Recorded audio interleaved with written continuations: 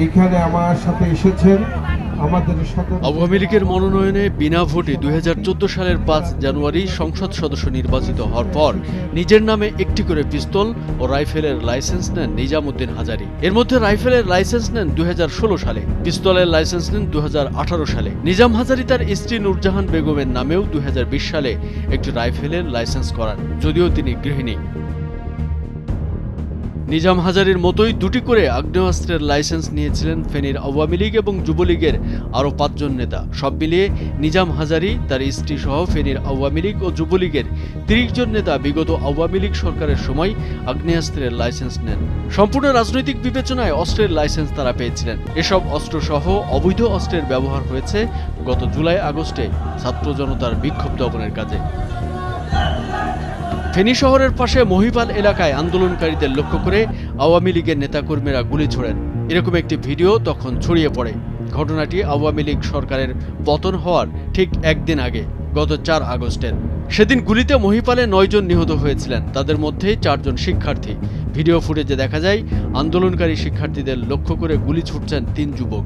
তাদের হাতে AK-47 এর মতো দেখতে অত্যাধুনিক আগ্নেয়াস্ত্র। ফুটেজে যে 3 জনকে দেখা যায় তাদের একজন ফেনী জেলা ছাত্রলীগের সাবেক সহসভাপতি জিয়াউদ্দিন বাবলু, আরেকজন ফেনী সদরের কাজিরবাগ ইউনিয়ন আওয়ামী লীগের সাধারণ সম্পাদক আব্দুর রৌফ বলে জানা গেছে। বিষয়টি পুলিশও নিশ্চিত করেছে। ভিডিও ফুটেজ বিশ্লেষণ করে এখন আইন শৃঙ্খলা রক্ষাকারী বাহিনীর কর্মকর্তারা বলছেন, সেদিন মহিপাল এলাকায় অন্তত 33 জনের হাতে বিভিন্ন ধরনের আগ্নেয়াস্ত্র ছিল। তাদের শনাক্ত করা হয়েছে। তারা সবাই ফেনী জেলা আওয়ামী লীগের সাধারণ সম্পাদক নিজাম হাজারীর অনুসারী।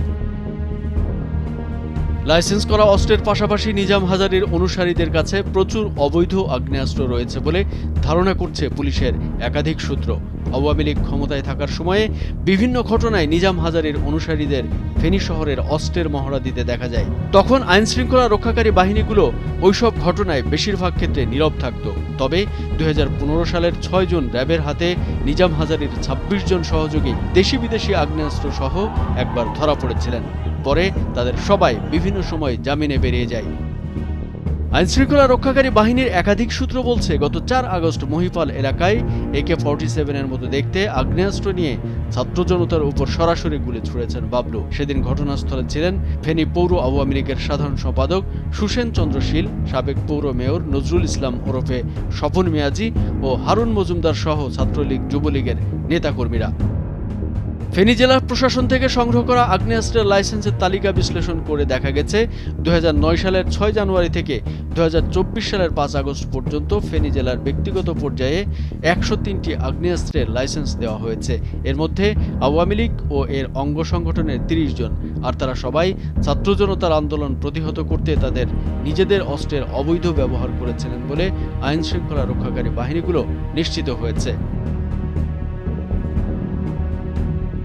কামরুজ্জামান আরিফ, ভোরের কাগজ।